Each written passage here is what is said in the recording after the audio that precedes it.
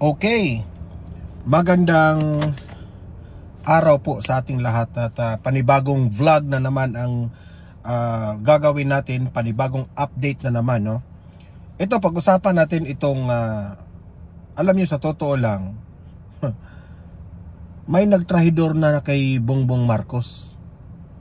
Kasi kung matatandaan nyo, kahit malakas ang rating ni former President Duterte dati, meron pa rin na mga tauhan ni Tatay Digong na trinahidor siya. How much more itong si Bongbong Marcos ngayon? Hindi pa nga tapos ang kanyang termino, sobrang bagsak na ang kanyang rating. Okay? Sa ngayon pa lang, ramdam ko na marami na pong mga nagtatrahidor kay Bongbong Marcos. Hindi lang isa, hindi lang dalawa, kundi siguro hindi na lang yan mamamalaya ni Bongbong Marcos na trinahidor na pala siya. Okay? Yan ang pag-uusapan natin ngayon kasi po kung mapapansin nyo, unti-unti na nilang nilalaglag itong si Bongbong Marcos. Kaya nga ako kayong mga Marcos, especially ikaw Bongbong Marcos, ingat-ingat ka sa mga nakapaligid mo. Okay? Makinig ka sa ate mo, makinig ka kay Senator Amy. Nung sinabi po ni Senator Amy Marcos na dismayado siya sa mga nakapalibot sa iyo kasi hindi nga siya maka-chance na makausap ka para payuhan ka, di ba? Pero hinaharang siya, di ba?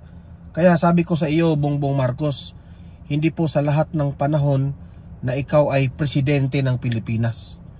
Hindi po sa lahat ng panahon na ikaw po ay nasa taas ng kapangyarihan. There will come a time na matulad ka rin ni former President Duterte na tapos na ang kanyang kapangyarihan and you will be a normal civilian. Okay?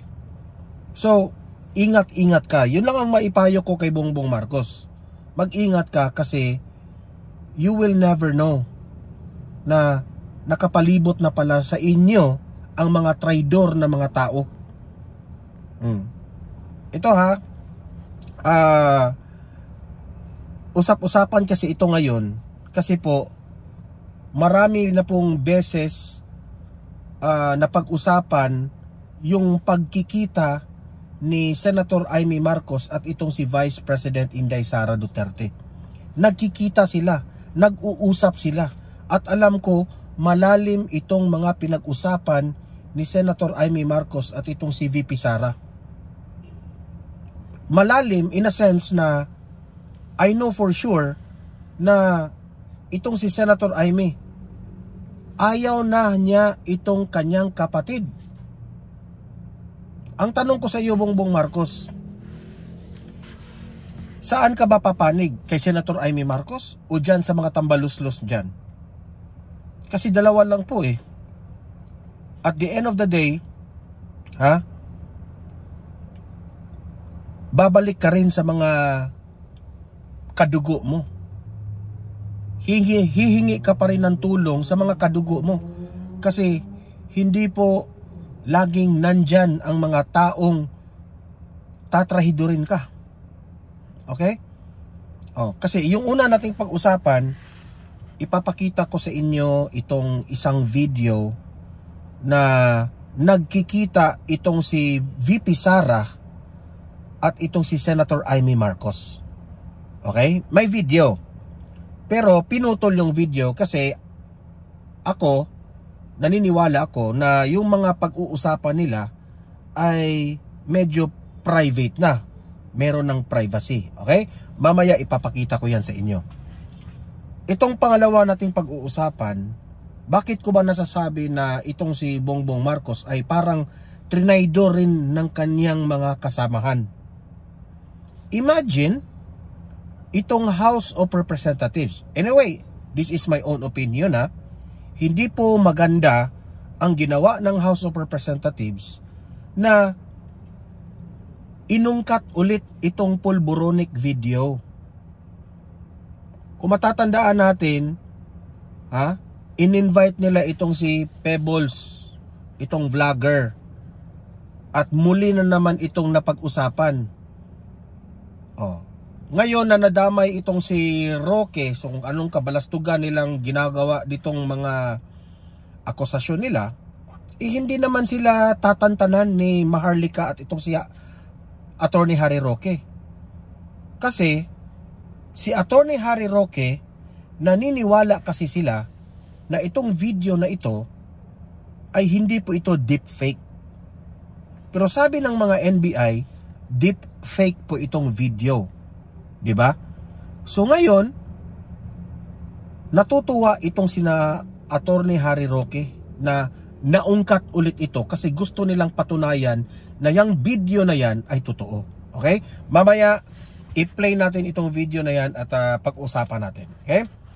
At last but not the least, pag-usapan natin ang mga epekto sa mga ginagawa ni Bongbong Marcos.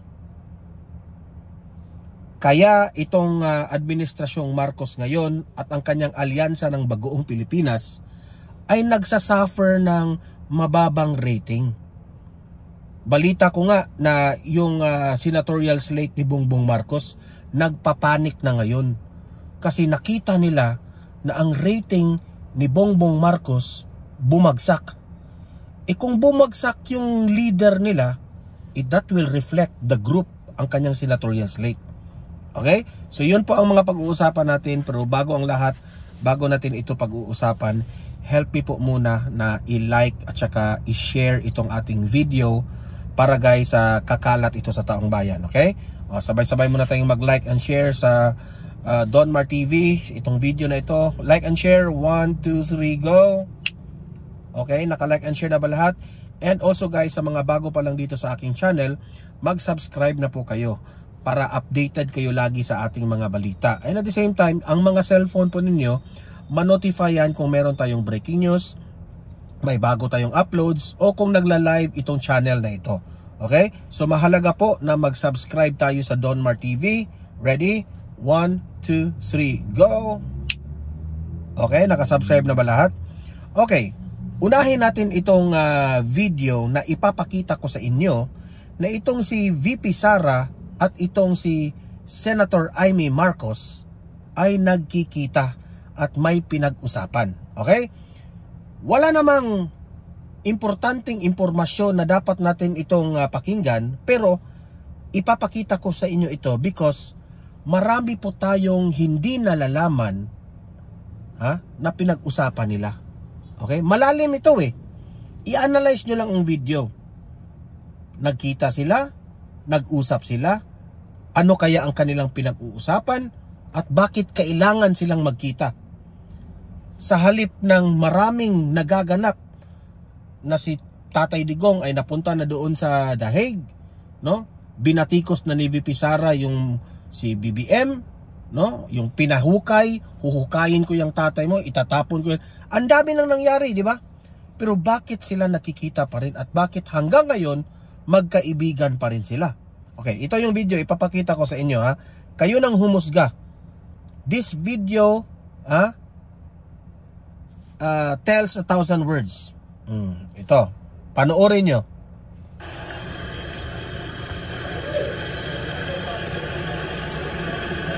Ayan, si VP Sara yan.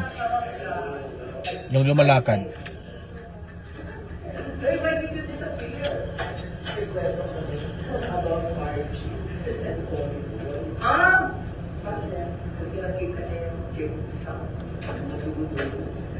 Ay, grabe! In-invite kayo sa so sa nakikita ko dyan, si Senator Amy at itong si VP Sara, kahit saan silang lugar na magkasama o magkita, they are comfortable with each other. Anong ibig sabihin? Meaning to say, kung komportable sila sa isa't isa, si VP Sara po ay hindi siya takot na magprangka kung anong sasabihin niya kay Senator Amy. At ito namang si Senator Amy Marcos, kung komportable siya kay VP Sara, ang mangyayari po is merong mga eksena na hindi siya maiilang na magkwento o magsabi ng mga sikreto dito kay VP Sara. Okay? Yun ang interpretasyon ko dito play. Sa Africa lang tayo na. Tapos nandun kami sa peninsula, dami-daming tao. So many people talaga. Tapos sabi ko, kaya ko na sa hospital, ginagawa ko siya. Tapos sabi ko, wala yan. Tapos kain ko siya, kain na. Puro mga dugo. Gross! I'm not so sure kung sino ang pinag-usapan nila dito, but Senator Amy Marcos is speaking about may na hospital na may dugo yung ilong at tapos ginanon. I don't know kung sinong ibig niyang sabihin dito Sino ba itong taong ito?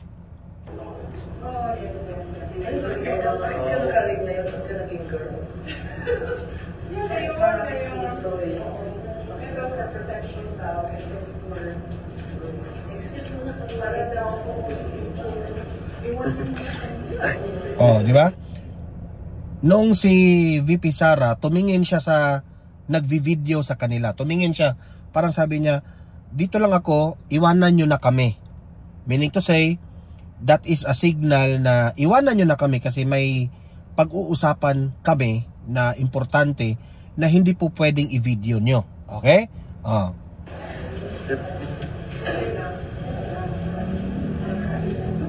So, ang nangyari, lumakad na yung nagvi-video. Tapos, umupo si Senator Amy Marcos at umupo na rin si VP Sara. Okay? To make the long story short, meron silang pinag-usapan na hindi natin alam. Okay? So, bakit ko ba ito pinakita? Yan ang malaking tanong ngayon Bakit ko to, ano ko muna bakit ko to ipinakita? Kasi duda ako rito na itong si Senator Amy Marcos at itong si VP Sara, lagi na itong nagkikita, lagi na itong nagkukwentuhan kung anong mga plano nila, kung ano yung mga hinanaing nila sa isa't isa. Nagprangkahan yung dalawa. At alam ko na itong si Senator Amy Marcos, wala siyang mapapala kung papanig siya sa kanyang brother na si BBM. Wala siyang mapapala doon. And alam ko na itong si Senator Amy Marcos, matalino rin ito What do I mean by matalino? Matalino sa politika. Alam niya na nanalo sila ng kanyang kapatid. Siya nanalo bilang senador, si Bongbong Marcos nanalo bilang presidente ng Pilipinas ay dahil kumakapit sila sa mga Duterte. Tandaan natin yan Kaya hanggang ngayon, yan ang pinanghahawakan ni Senator Amy. Na ayaw niyang makipag-away dito kay VP Sara. Kahit anong gawin ng mga Duterte, kahit awayin pa ng awayin ng mga Duterte itong mga Marcos, si Senator Amy, wala yan. Hindi yan kukontra sa mga Duterte. Hindi yan kukontra sa mga Duterte. Wala siyang mapapala kung magkukontra siya sa mga Duterte. Wala siyang mapapala. Kasi bumalik ang pangalan ng mga Marcos dahil sa mga Duterte. Tapos kukontrahin niya, wala. Mas lalong babagsak. Alam naman natin, sira na yung pangalan ng mga Marcos. Di ba? Sira na sila. Bumalik lang ang kanilang pangalan dahil sa mga Duterte. So, yan ngayon ang pinanghahawakan ni Senator Amy. Okay? Na, wala. I would rather come close to the Duterte because ito na yung sinimulan ko. Ito yung pagbabalik ng mga Marcos. Itong si Bongbong Marcos, ang hindi ini-expect ni Senator Amy Marcos na mag-away itong si VP Sara. Ha? Hindi niya in-expect ang magiging mangyari kay BBM at ni VP Sara. Hindi niya in-expect.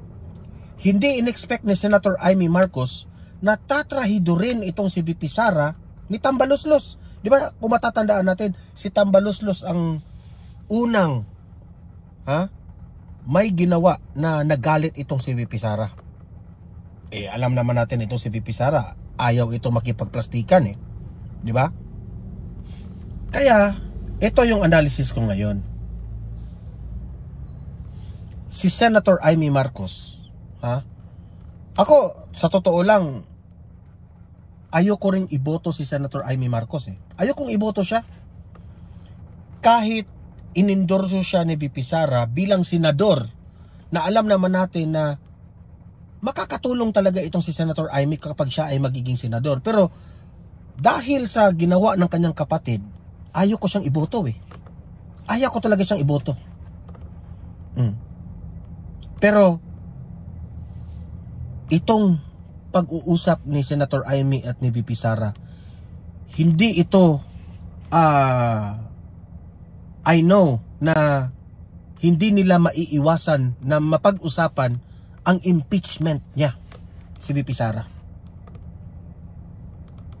Kaya duda ko rito Alam kasi ni VP Sara na kung i-endorso niya si Senator Amy, makakatulong ito si Senator Amy sa Senado sa kanyang impeachment na hindi naman lahat si Amy lang ang makakatulong kasi kung marami ring mga kumakampi dyan ni VP Sara sa Senado, pero ito kasing si Senator Amy, mahirap itong gibain ng administrasyon especially na ito ay kapatid ng presidente. Ayan, kinakalculate na yan ni VP Sara Okay? So yun po. Ngayon, ayokong pangunahan itong si Senator Amy at si VP Sara. Meron pa itong malalim na mga plano, malalim na pinag-usapan na sila lang dalawa ang nakakaalam. Sa totoo lang, sila lang dalawa ang nakakaalam, sila lang dalawa ang may hawak nito. Okay? So let's leave it that way. Let's leave it that way. Ngayon, bakit naungkat na naman muli itong pulburon video na ito?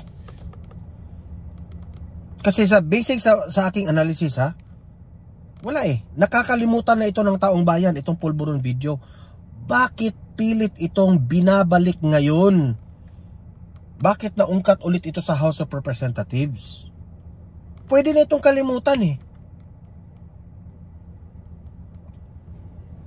Sa mga previous na mga vlog ko, di ba? Sabi ko sa inyo, malabo na ang relasyon ng grupo ni Tambaloslos at dito sa Malacanang. Sinabi ko dyan. Tapos ngayon sinabi ko dito, may nagtrahidor. May trahidor ngayon. May trahidor ngayon. Bakit ang itong pulburon video na ito, delikado si Bongbong Marcos dito Kasi kung mapapatunayan ni Roque na totoo itong video na ito na good luck na lang, mas lalong bababa ang rating ni Bongbong Marcos.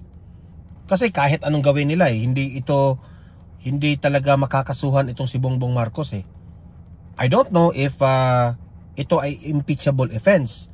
Ang tanong dyan, sino ang mag-file ng impeachment complaint? Okay, panoorin muna natin itong balita na yan, okay? Ito, play.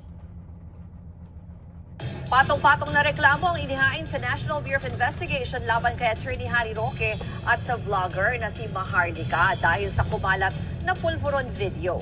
Kaugnay ito ng viral video na nagpapakita umano kay Pangulong Bongbong Marcos. Base sa forensic exam ng NBI, isang deepfake o AI-generated ang video. Dahil dito nahaharap sila sa reklamong inciting to sedition.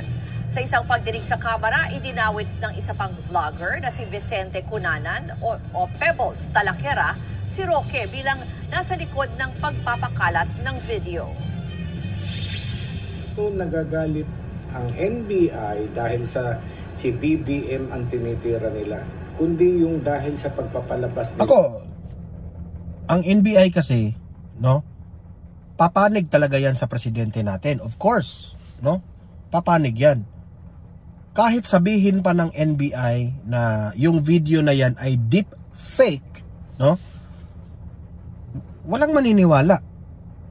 Kasi kahit totoong deep fake, ha, walang maniniwala. Kasi alam naman natin ang NBI talaga, default na yan na kakampihan ang presidente natin. And it's normal, no? Ang ngayon, sino ang gagamitin nilang magsusuri dito sa video na ito na mapapatunayan nila ni Roque at ni Maharlika na itong video na ito ay authentic? Oh, kaya nga sabi ko, kung makachamba si Roque at si Maharlika dito, delikado si BBM eh. Patuloy muna natin. Ng fake news. Nandun tayo. Wag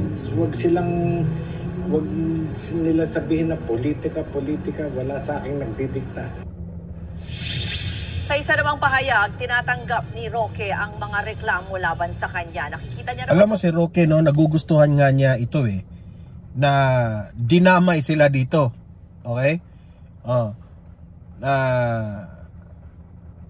Parang sinabi ni Maharlika at ni Roque na ito na yung pagkakataon na mabuksan muli itong issue na ito. Lang pagkakataon ni PBBM na mapabulaanan sa korte ang mga alegasyon ng kanyang paggamit ng iligal na droga. Giit pa ni Roque, walang bigat ang affidavit ni Cunanan dahil opinion niya lang daw at sabi-sabi lang ang mga ito. Mga kapatid, ako po... So ako kung alam naman natin, lilitisin na naman ito dito sa Pilipinas, no? Kung hindi lang magiging bias ang judge dito, magdidiman talaga ang mga korte, no, na suriin mabuti itong video na ito. Yan po ay kung papayag ang korte, na kung hindi nila ibasura, no, na ang panawagan nila ni Roque ay imbestigahan, kasi kinasuhan sila ng cyber libel eh. So dapat yung gagawin nila Roque at ni Maharlika, papatunayan nila na itong video na ito ay totoo para hindi sila magiging fake news, di ba? O yung akusasyon nila totoo. Kasi imagine, meron rin silang karapatan itong si Maharlika at si Roque kasi they are Filipinos. And we are talking here the President of the Philippines using polvoron. And that's labag yan sa konstitusyon ng, that's unconstitutional, kumbaga. And I don't know if that is impeachable offense, no? So ako, hindi ako makapag-judge dyan kung itong video na ito ay fake o hindi, no? Hintay na lang tayo sa mga eksperto dito. Pero ang malaking tanong dito, kung ikaw, pinsan mo yung presidente, na-issue ang presidente patungkol dito sa video na ito, ito yung bumalabog sa buong Pilipinas, bakit kailangan mong iungkat ulit ito? Di ba? Nakapagtataka.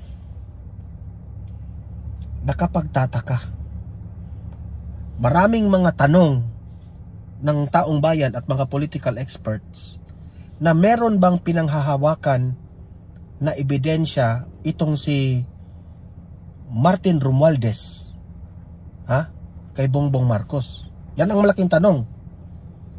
Bakit mas may kakayanan pang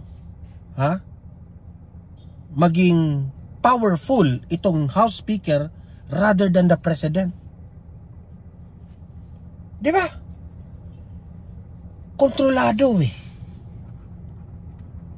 Kaya nga ako sabi ko, si Bongbong Marcos, no? He is so weak to the point na ang kanyang kapatid na si Senator Amy Marcos dismayado na, kasi I know na itong si Senator Amy Marcos, siya ang unang tao na alam niya ang ugali ng kanyang kapatid. Alam niya na ang kanyang kapatid sa sobrang bait, makokontrol. Ang tanong, ito yung kamalian ko eh. Akala ko nung una, kung laliman nyo masyado yung konsepto i-analyze nyo. Si Bongbong Marcos ba talaga ang nag-utos na hulihin si Tatay Digong, ipaaresto, isakay sa eroplano at dalhin doon sa dahig, na gawing gawing palusot itong Interpol? Now, anong makukuha ni Bongbong Marcos? Ito yung aking laging tinatanong eh. Anong makukuha ni Bongbong Marcos kung gagawin niya ito? Di ba? O meron bang nag-utos kay Bongbong Marcos na ganyan ang gawin mo, ipahuli si Duterte? Ito let's give a scenario. Hindi ko ibig sabihin na ito yung nangyari Posible, pwede rin na ang nag-utos kay Bongbong Marcos na ganyan ang gagawin mo ay si Martin Romualdez. Di ba? Sasabihin ng kanyang pinsan, Bongbong, ito yung gawin mo. Ipahuli na yan si Duterte para wala na tayong problema. Mapunta na yan sa dahig, matatalo na ang PDP kapag wala si Duterte. Tapos, ako ay tatakbong presidente. Kaya naman kasi ang plano ni Martin Romualdez, di ba? Nangangarap yun na maging presidente. Tapos,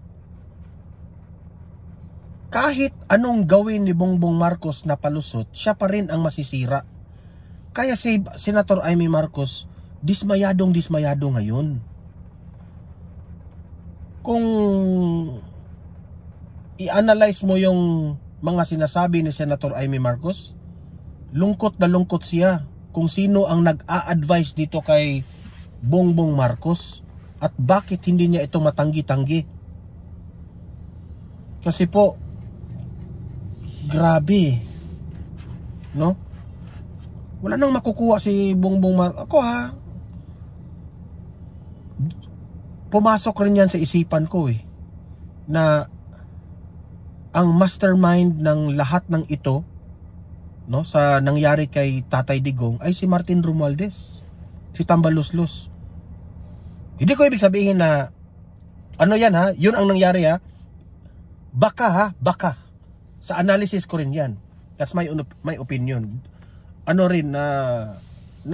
pag-isipan ko rin yun kasi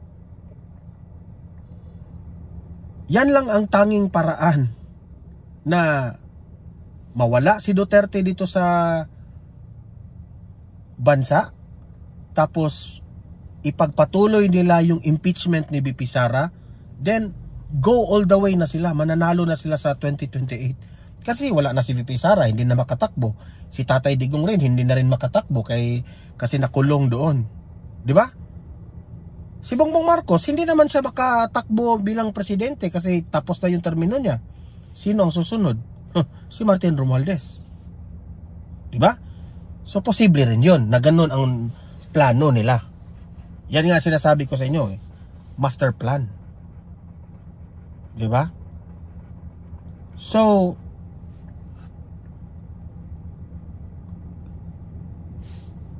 meron itong kinaugnayan. Bakit naungkat na naman itong pulburon video na ito?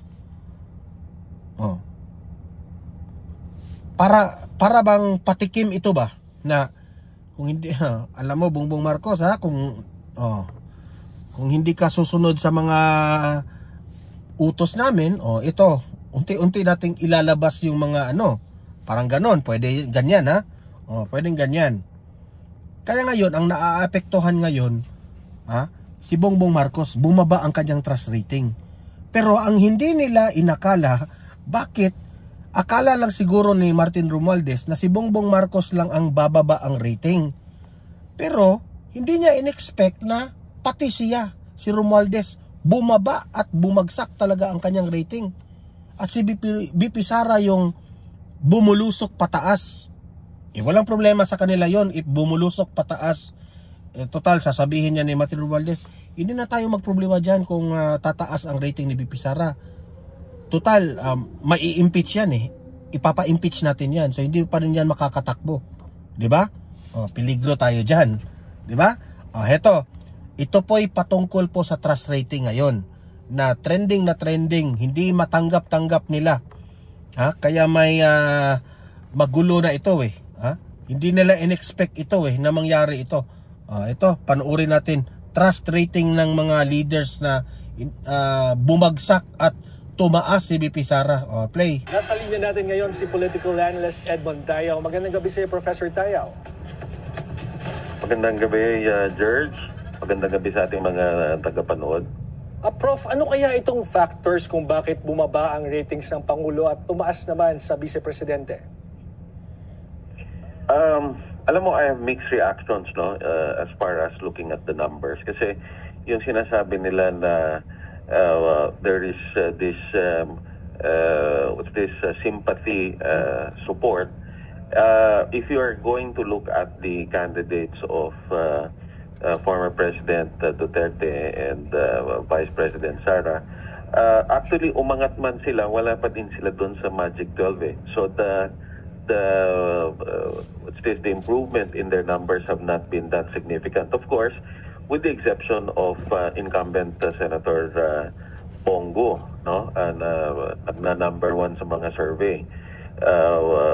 Well, of course, there are other factors to consider as far as Senator Bongo is concerned. In fact, it's interesting to take note that even those critics of former President Duterte, and there are notable critics of former President Duterte, including some political analysts, ang lumalabas, hindi nila kinikriticize si Senator Bongo. Nawawala yung mga issue na lumabas sa kanya. So parang ang lumalabas dito talagang may strategy to save Senator Bongo from the backlash or negative issues that has been raised against the former president. But by and large, if we're going to look at the senatorial surveys, parang ang nasa Magic 12 lang ay si Senator Bongo and also incumbent Senator Bato de la Rosa. Now,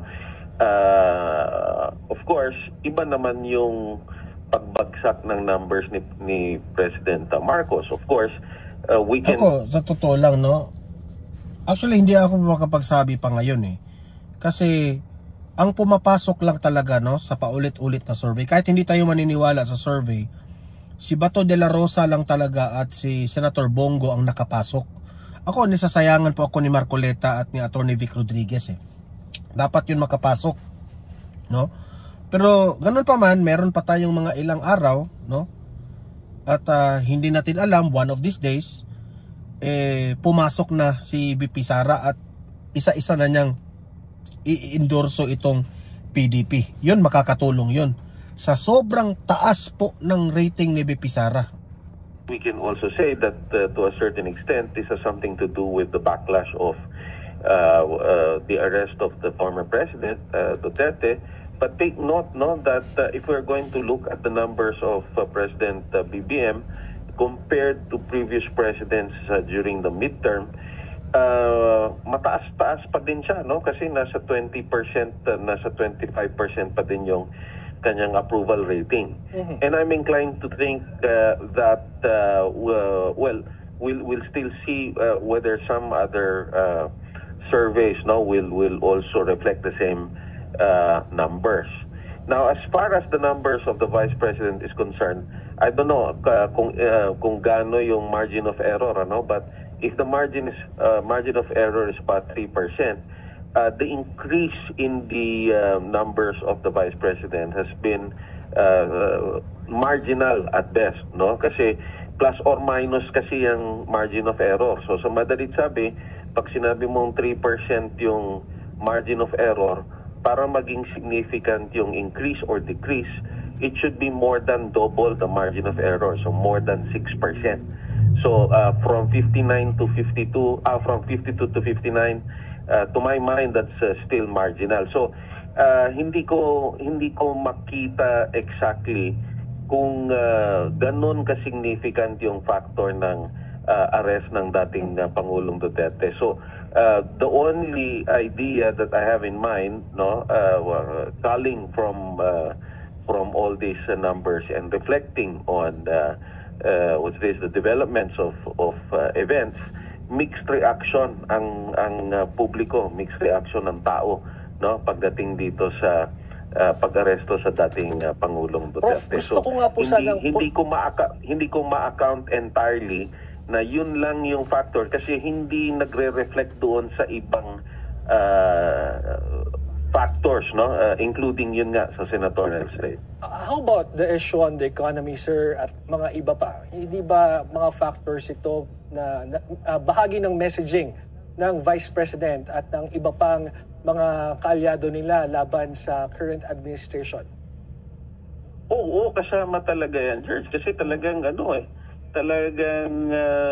kumbaga grabe ang social media and this all kinds of we've been monitoring it at peers, in our firm we're monitoring all activities, and there's even a shift from before, if much of the activities or much of the virality and much of reactions from the public, negative or positive, is in Facebook or in X or formerly Twitter. Ngayon sa YouTube mo mas nakikita, mas maraming activities doon and mas maraming lumalabas na mga pronouncements doon, na hindi naman lumalabas sa mainstream media.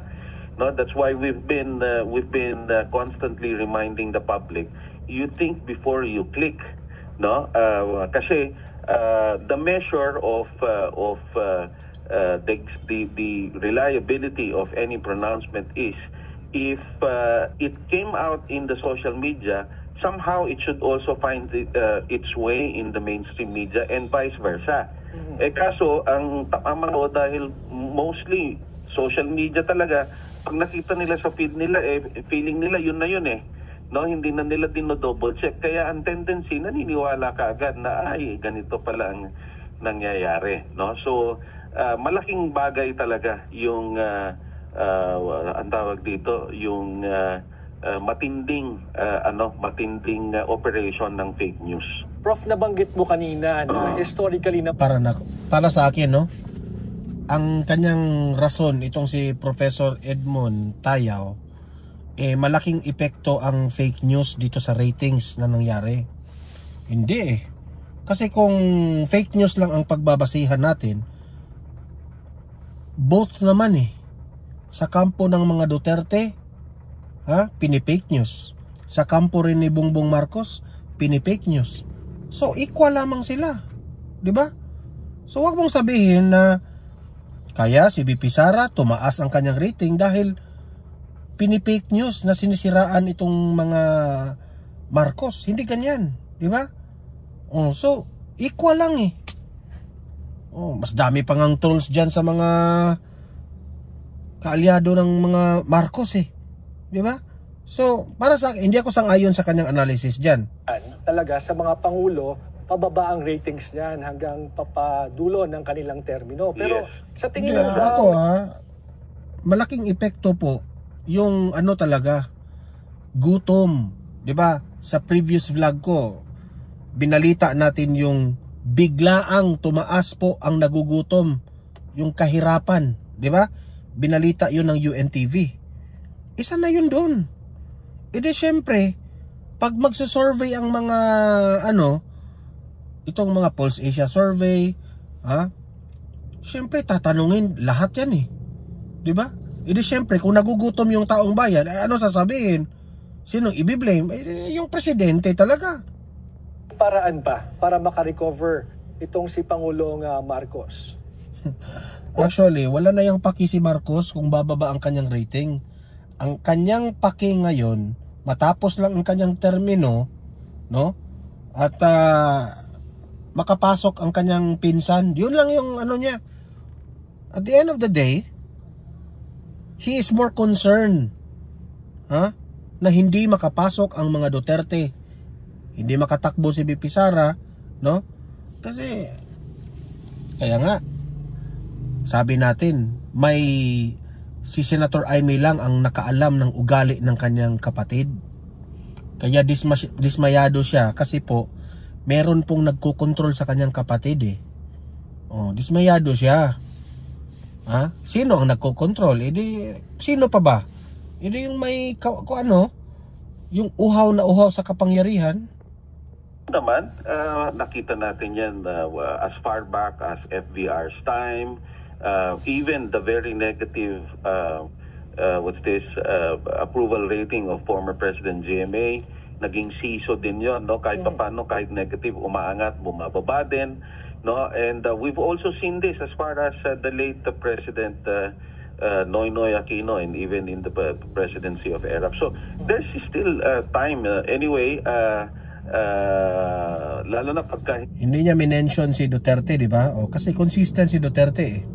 Naging successful yung gustong mangyari ng kalaban nila na magkaroon ng EDSA at matanggal ang Pangulong Marcos, meron pang 3 taon no, na tinitingnan to improve the numbers of the president. Take note, George, no, and our natatandaan ko yung sinabi ni Basti Duterte. I hope ikaw, Bongbong Marcos, matatapos mo yung termino mo. Diba? Countrymen should also understand that never in our history where the president always enjoyed higher numbers than the vice president or other officials in government. The reason being is, whether we like it or not, the focus of the public is on the president. And everything that's happening in the country, negative or positive, sa presidente yan tinitingnan ng tao. Kaya natural yan, no? So it's just a question again of communications, no, how to counter fake news. Last and definitely not the least, fake news talaga yung pinanghahawakan niya eh. George, we're also again, no, I've mentioned earlier, we're monitoring in our firm, we're monitoring the operations, no, in social media, and we found out that the sources of fake news is not just limited to the Philippines, by the way, no. There's na siya fake news talaga yung pinanghawakan niya, kaya ganyan yung rating. Ako sa akin hindi. There is really something wrong sa pamumuno ni Bongbong Marcos. Alam niyo, sa totoo lang, mas matalino itong si Martin Romualdez kay PBBM eh. Kasi merong mga ginagawa ang House of Representatives na nagre-reflect po kay Bongbong Marcos. Ang nasisira si Bongbong Marcos. Tingnan niyo yung mga ayuda-ayuda na yan, di ba? Akala natin na ang masisira lang diyan si Martin Romualdez. Pati si Bongbong Marcos nasira na rin eh. Di ba? So ako hindi ako sang-ayon dito kay Professor Edmond Tayaw. Respeto rin natin kung yan ang kanyang analysis, di ba? Pero ang analysis ko talaga, unang-una, bumababa talaga ang rating ni Bongbong Marcos, and it's because of his performance. Wala nang iba, wala kang ibang top plus yung ginagawa niya kay Tatay Digong. Okay, so yun lang po Libre po kayong mag-comment, mag-react sa mga pinag-usapan natin, at pag-usapan natin yan sa comment section. Don't forget guys, i-like, i-share itong video na ito para marami ang makaalam, kakalat ito sa taong bayan. Okay? Sa mga bago pa lang dito sa Donmar TV, mag-subscribe na po kayo para updated kayo lagi, okay? Meron tayong pangalawang video, channel, no? Donmar TV Balitang Totoo, okay? Subscribe rin kayo doon kasi meron tayong mga videos doon na hindi natin ina-upload dito sa main channel natin, okay? So maraming salamat sa mga audience dito sa Donmar TV. See you in my next video, see you in my next live. Have a great day, have a great night. God bless po sa ating lahat. Mabuhay ang Pilipinas. Bye-bye.